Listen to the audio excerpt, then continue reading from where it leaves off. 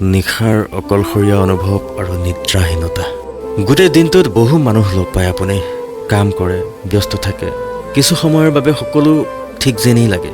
কিন্তু ৰাতি হোৱাৰ লগে লগে সেই মৌনতা, সেই নিসংগতা, সেই নিস্তব্ধতা আকৌ ঘূৰি আহে আপোনাৰ জীৱনলৈ।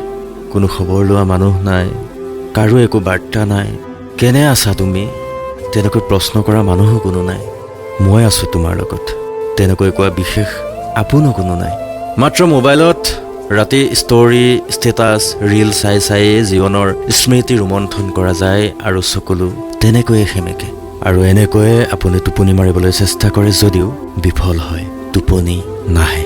এটা সময় এনেকুৱা আহে যে আপোনাৰ দেহটো নচলা হৈ পৰে, আপোনাৰ মগজু নচলা হৈ পৰে, আপোনাৰ অবস অনুভৱ হয় আৰু বাধ্যত চকুহাল নিজেই বন্ধ হয় আৰু তেনেকৈয়ে আপোনাৰ টোপনি আহে। সেই টোপনি স্বাভাৱিক নহয়, সেই টোপনি অৱসৰ টোপনি।